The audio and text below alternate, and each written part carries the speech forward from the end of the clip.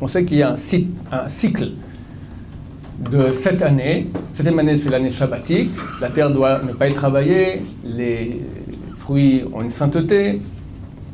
Et c'est durant la 7e année que la Géoula doit arriver. La Gemara objecte que ce n'est pas possible, c'est faux. Parce qu'on a un autre enseignement qui nous dit que la 7e année, il y aura une guerre. Et seulement en sortant de 7e année, Motzei Shvit, ça sera le 13 septembre au soir, cette année, 2015, on sort de la 7e année, là vient le Mashiach, dans 3 mois et demi exactement, avec l'aide de Dieu. Donc d'après la Gemara, une guerre doit éclater. Aujourd'hui, si on regarde les tensions géopolitiques, si on regarde la situation économique qui est au bord du crash, il y a tout, même les goïms, les grands analystes qu'on ne médiatise pas, mais je suis au courant par des gens qui m'ont mis au courant, qui ont déjà prononcé, il y a actuellement toutes les recettes pour une 3e guerre mondiale. Le Chavetz Chaim, qui est le plus grand rabbin du siècle dernier, il était en 1933. Il a dit après la Première Guerre mondiale, il y a eu une Première Guerre mondiale effroyable. Mais sachez, a-t-il dit, il y aura bientôt une 2e guerre, par rapport à laquelle la première ne sera qu'un petit jeu d'enfant.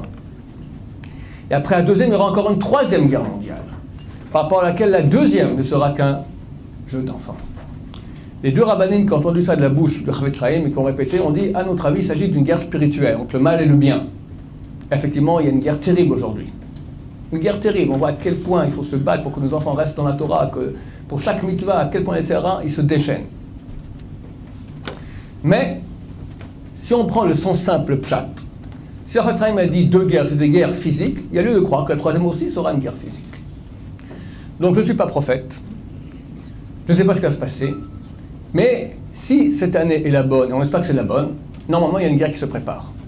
J'espère qu'elle va éclater 2 heures avant la fin de l'année, parce qu'on n'a pas envie de tenir le coup 2 mois dans les abris. Mais tout est prêt pour qu'il y ait une guerre qui se prépare. Et on doit être prêt pour cela et faire tchouva, se renforcer. Et c'est écrit dans la Gemara, que doit faire l'être humain pour être sauvé des douleurs d'enfantement du Messie? La Gemara répond 2 choses. Il y a Asok Batorah ou Gmilut Chasadim. Qu'il soit affairé en étude de Torah et dans l'entraide. Affairé. C'est pas il va à 1 heure, de temps en temps, Shabbat, écouter le Rabbi Simon à la synagogue, comme ça il est tranquille. Affairé. Chaque seconde on peut étudier, il faut étudier. Et Gmilut Chasadim, s'entraide, aider le chesed. La Gemara dit, il y a un rabbin qui s'appelle Rabbah, qui a dit que Ben Mashiach ne veut pas être présent quand il viendra, tellement ça va être terrible. Son élève Abaye lui a demandé, pourquoi est-ce que tu t'inquiètes? On sait bien qu'il y a cet enseignement du Rabbi Eliezer qui dit que pour être sauvé des douleurs d'enfantement du Messie, il faut être affairé en Torah, en Gmilut Chasadim, en entraide, et toi tu as les 2. Il dit Shema Egro Machet, peut-être le péché va faire que malgré tout, ça sera terrible. Et il faut une 3e chose, il faut qu'il n'y ait pas de péché. Il y a des péchés, mais il y a la tchouva. Chacun d'entre nous doit faire son mea culpa, regarder qu'est-ce qui ne va pas chez lui, dire à Dieu, je regrette, je change. Commencez on ne peut pas devenir tous des grands sadikim du jour au lendemain, mais commencez au moins, au lieu d'être dans la baisse ou dans la stagnation terrible, montez. Et même si tu montes, monte encore en plus. On est peut-être, mesdames, messieurs, dans la dernière ligne droite, 3 mois et demi. Et sachez que les choses avancent. Ce matin, je leur donne une chose extraordinaire.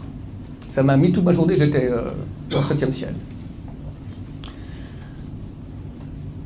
Lors de la Kedat Yisrak, Dieu vient et bénit Abraham Avinu. Il lui dit Harba et zaracha vayu kachol hashamayim vekachol al satayam v'yirash zaracha et shar oivav. Le Midrash, Bereshit Rabbah, chapitre 56, alinéa 11, dit une bracha pour le père, une bracha pour le fils. La descendance, le fils, la descendance. Le père, tu auras une grande descendance. Innombrable comme les étoiles du ciel et le sable de la mer. Et une bracha pour le fils, V'yirash zaracha et sh'ar oivav. Et ta descendance va hériter le portail de ses ennemis. C'est quoi ce portail? Le Midrash dit là-bas, le portail des ennemis, c'est une ville qui s'appelle Tadmor, qui a été créée par le roi Salomon. C'est marqué ici comme ça dans les chroniques d'Ivra Yamim, et aussi dans Melachim.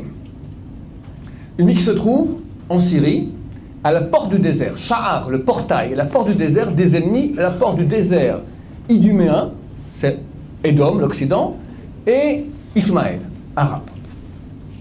Le Midrash dit, bienheureux celui qui verra la chute de Tadmor. Le 21 mai, donc il y a une dizaine de jours, mesdames, messieurs, cette ville qui s'appelle Tadmor en arabe, mais Palmyre en français, est tombée dans les mains du Daesh, la chute de Palmyre. Alors, des quinzaines de fois durant l'histoire, Palmyre est tombée et il y a eu des chutes. Mais dans la conjoncture des événements que nous vivons aujourd'hui, à mon avis, j'espère qu'on est sur le bon... Palmyre est tombée. Bienheureux celui qui verra cela, mais qui méritera de voir la suite du programme. Encore une fois, je vous dis, c'est pas facile. C'est deux grands rabbins, un s'appelle Rabbah, j'en ai parlé auparavant, l'autre s'appelle Oula. On dit qu'il vient, machin, je ne veux pas être présent quand ça va arriver, ça va être terrible. Oula, pourquoi il s'appelle comme ça? Moi je sais parce qu'il a dit Oula, Oula, d'accord? Oulala.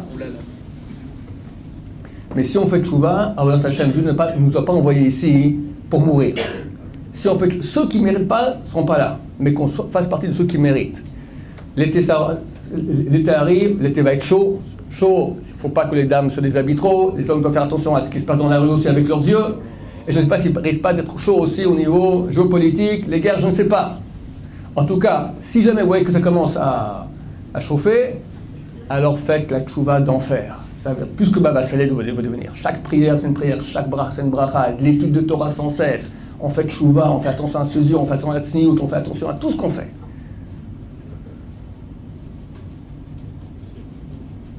Il est écrit dans le Midrash, c'est Midrash, comment ça s'appelle? Otsar Midrashim Eisenstein. Il y a plusieurs Midrashim là-bas, il s'appelle Midrash Rabbi Shimon Bar Yochai, page 556. Ve'halecha ha'ot, et voici le signe de la Géoula. Ksheipol, quand tombera Néron Kesar Hamizrachi Shebedamesek, quand tombera le César Néron de l'Orient qui se trouve à Damas. C'est qu'à votre avis, un Néron César à Damas? Bachar el-Assad.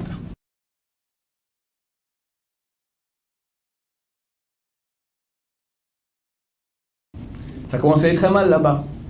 Alors quand on voit le Daesh qui prend Palmyre, quand on voit maintenant Assad qui commence à décliner, tout ça nous dit, messieurs, attention, il y a une lumière rouge qui commence à s'allumer, alarme, faites tchouva.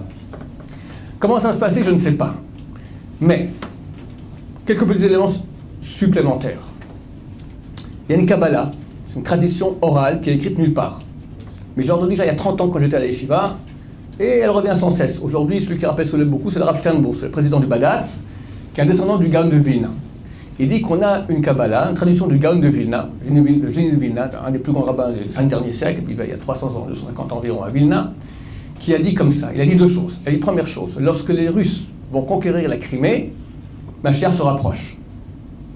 Ça date d'il y a 1 an et quelques mois. Donc Mashiach est très proche. Deuxième acte, lorsque des bateaux de guerre russes vont traverser le détroit du Bosphore, Istanbul, ben Israël revêtront les habits de fête pour recevoir Mashiach. Alors je ne sais pas comment ça va se passer. Comme je dis, il doit y avoir une guerre. On ne sait pas si c'est que Israël, est-ce que le monde entier, est-ce que d'abord entre eux, puis après contre nous. Il y a Gog ou Magog, à la fin tous doivent venir contre nous. Normalement Gog ou Magog a lieu à Sukkot. Donc si on suit le programme bien, à la fin de l'année Mashiach il arrive, après quelques jours, on a encore 10 jours de pénitence pour faire une belle chouva, Yom Kippour en pleurs, sous les peuples qui viendront nous attaquer, c'est pendant Sukkot. Et durant la fête de Sukkot, comme ça dit Rabbeinu Hari, chaque jour de Sukkot, 1/7 de Gog ou Magog va disparaître. Mais ils doivent arriver quand même à Jérusalem et mourir là-bas. Ça va être terrible. C'est marqué qu'ils viennent du nord. Vous pouvez lire tout cela dans Ézéchiel chapitre 38. Comment ils viennent du nord? C'est intéressant d'ailleurs, ils viennent du nord et le roi, Gog ou Magog c'est quoi? C'est le roi qui s'appelle Gog du pays de Magog. Alors Gog c'est un surnom. Magog c'est le nom de son pays. Mais quel pays? Alors c'est pas marqué. C'est marqué juste qu'il vient Yarkété, ça le fond du nord. Alors au nord, c'est bien, on a tous nos meilleurs amis. T'as le Liban, la Syrie, la Turquie, l'Irak, l'Iran et la Russie. Mais le fond du nord, il semblerait que c'est la Russie. Maintenant, il y a un certain signe qui montre cela dans le verset, c'est marqué Gog, Nessi, Meshach Vetuval. Nessi, Rosh, Meshach Vetuval. Le roi président de Meshach et Tuval. Qu'est-ce que Meshach et Tuval? On ne sait pas. J'ai entendu il y a quelques dizaines d'années, Mesher, c'est Moscou. Ça se ressemble. J'ai fait un cours là-dessus il y a quelques semaines sur Internet. Quelqu'un m'a écrit, mais Touval, mais c'est très clair que c'est Touval. Touval, c'est la capitale de la Géorgie. Tbilissi, 1 100 000 habitants, la capitale de la Géorgie. Donc on parle maintenant de la Russie. La Russie est censée arriver dans la région. Je ne sais pas, encore une fois, je ne suis ni prophète ni fils de prophète, on ne sait pas comment cela va avoir lieu. On peut faire des projections. J'imagine que si Bachar al-Assad tombe, la Russie, sa seule implantation du Moyen-Orient, c'est la Syrie, donc elle risque de venir intervenir. Elle va dire non et oui et non, ça commence à être le grand balagan, et Mashiach vient.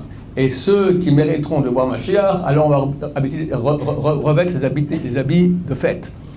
Mais mesdames, messieurs, il faut être méritant. J'ai dit au début du cours, 2/3 de la terre vont disparaître. Et la terre, c'est aussi la terre d'Israël. Le dernier tiers, c'est marqué Utzeraftim Kitzrof Hakesef Azav. Je vais l'affiner comme on affine l'argent et l'or. C'est quoi affiner? Tu prends de l'argent, tu prends de l'or, des pépites. Il y a des scories, il y a des saletés. Alors tu prends le karcher et donc moi je dis, qui on doit affiner? Dans le monde américain et israélien, c'est très compartimenté. T'as les froum, les noirs, puis t'as les fry, athées complètement rien du tout. Dans le monde israélien aussi, en gros c'est comme ça. T'as une grande communauté au monde, une seule, c'est des bons juifs, un cœur en or. Ils adorent la Torah, ils adorent les tzadikim beaucoup de fois, et ils font tout moitié-moitié. Les Français. McDo Fish, fait le kidouche, on passe la télévision. La tziout des femmes, c'est très connu. Même les religieuses françaises qui sont en Israël, elles n'ont rien à voir. C'est tziout, mais c'est pas tziout, c'est tziout à la française. C'est moitié-moitié. Le moitié-moitié-moitié. On fait Shabbat, après on va à la plage de Natania. C'est exactement ça. Utzeraftim, je vais les affiner. C'est qui Utzeraftim? Les lettres Utzorfatim. C'est eux qu'il faut affiner, mesdames, messieurs. Je ne sais pas si c'est qu'une blague. Cela nous concerne tous. Qui peut dire, moi je suis prêt pour recevoir Mashiach? On doit faire tchouva. Notre Hachem, je nous bénis qu'on reçoive Mashiach, Berachamim, de continuer de protéger comme il a fait jusqu'à maintenant. Beaucoup de sacha à la communauté ici de Rabben Simon. Et une joie pour nous tous et bientôt au Mikdash pour recevoir Mashiach dans la joie. Amen.